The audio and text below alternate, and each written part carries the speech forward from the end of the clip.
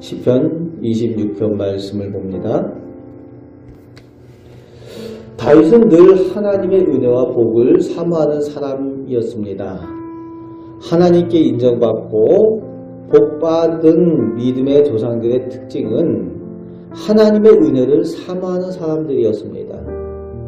하나님의 은혜를 사모하는 사람들에게 하나님께서 복을 주시고 또 오늘도 은혜를 내려주시는 줄 믿습니다. 하나님의 은혜를 사모하고 하나님의 복을 누리는 우리 성도들 되시길 바랍니다. 오늘 다윗은 하나님께 은혜 받을 만한 사람의 특징을 자신의 고백을 통해서 나열을 하면서 노래하고 있습니다. 자신의 모습을 내어놓고 그 은혜를 간구하고 있습니다.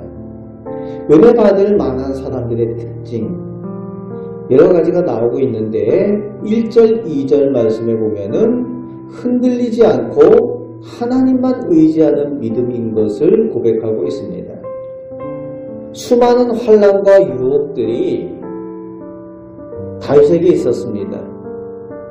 하나님을 떠날 만한 하나님 앞에 온전한 믿음을 지키기 어려운 그런 순간들도 많이 있었지만 오히려 더욱 하나님께 더욱 가까이 가고 더욱 하나님을 의지하며 최선을 다해서 순전함을 지키는 믿음을 가졌던 사람이 다윗이었습니다. 하나님께서 보시기에 온전한 믿음을 가지기 위해서 최선을 다하는 다윗의 모습을 보시기에 은혜를 베푸셨다는 거죠. 또 은혜 받을 만한 사람의 특징이 3절, 4절 말씀에 주의 진리 가운데 즉 하나님의 말씀에 순종하여 행하는 사람이라는 거지요. 정직하게 행하는 그 모습이 은혜 받는 사람의 특징입니다. 하나님의 말씀에 따라서 정직하게 살아가기 위하여 순종하는 사람, 그 사람이 하나님께서 은혜 주시기에 합당한 사람이다 라는 고백을 다윗이 하고 있는 겁니다. 5절 말씀에는 악을 행하지 않으며 악한 사람들과 어울리지 않는 자신의 모습 하나님 앞에 내어놓고 있습니다. 누구와 어울리느냐가 매우 중요합니다.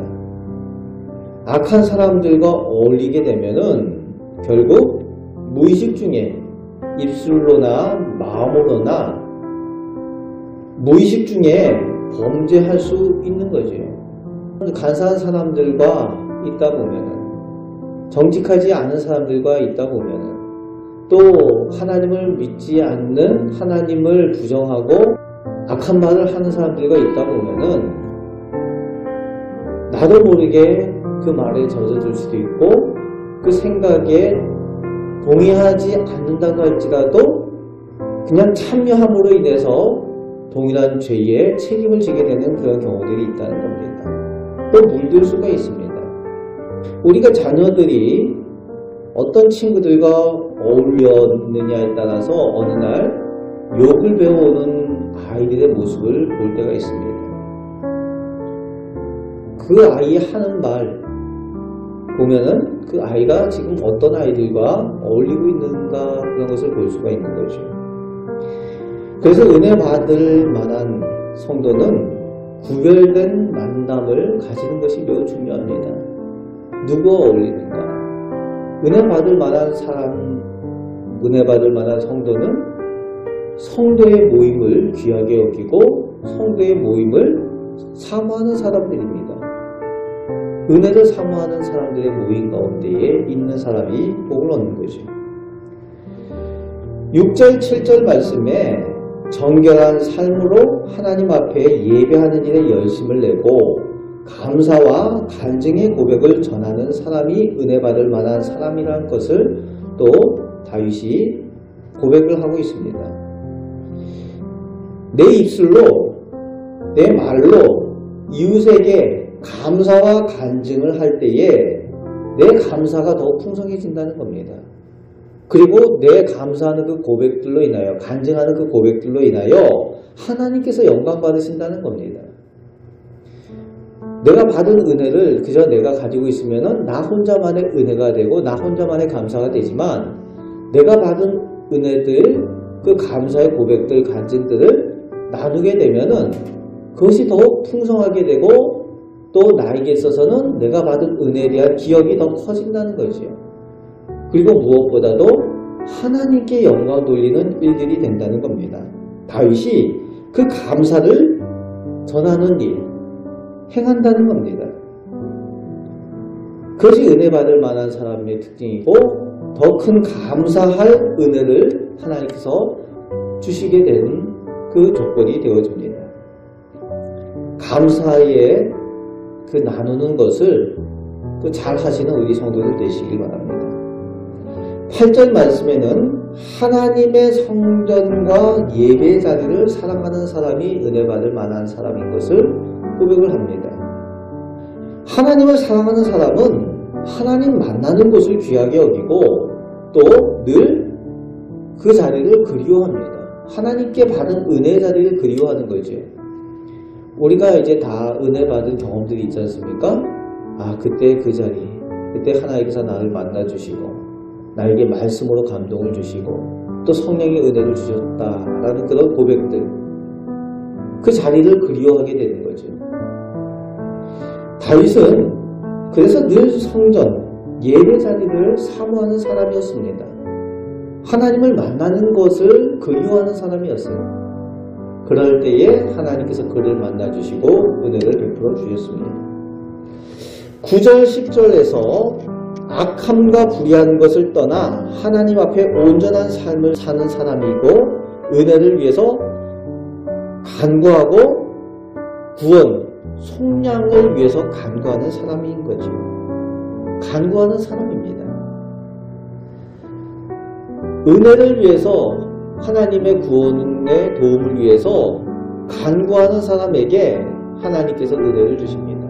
은혜를 주든지 말든지 관심 없는 사람에게 하나님께 꼭 주셔야 될 이유가 없는 거죠. 그 은혜를 사모하는 사람, 그래서 간구하는 사람에게 하나님께서 은혜 베푸십니다.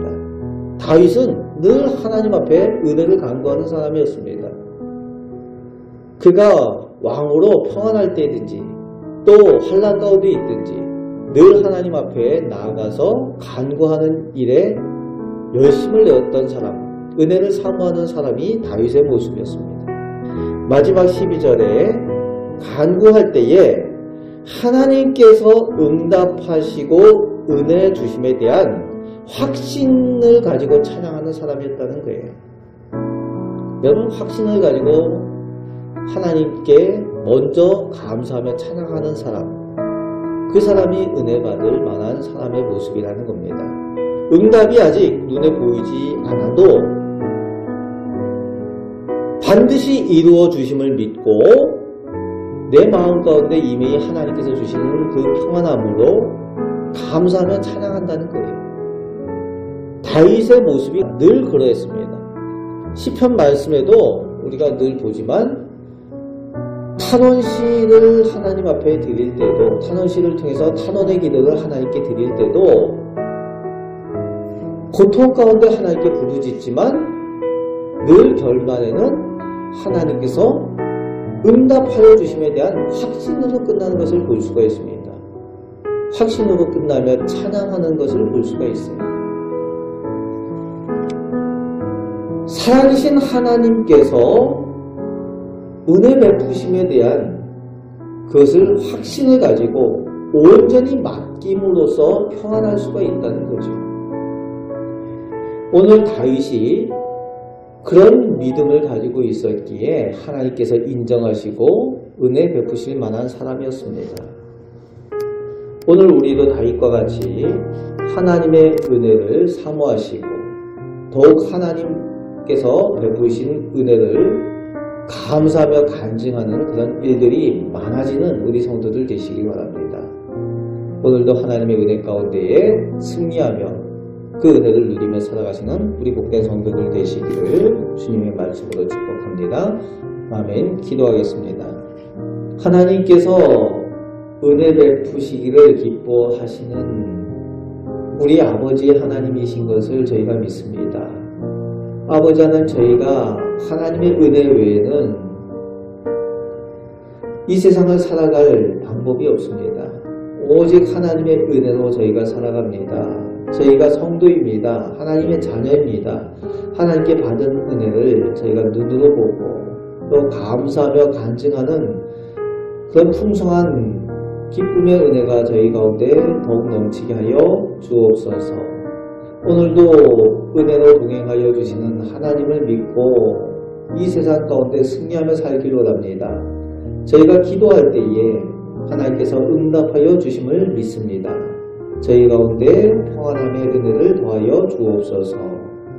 감사를 드립니다. 예수 그리스도의 이름으로 기도하옵나이다. 아멘.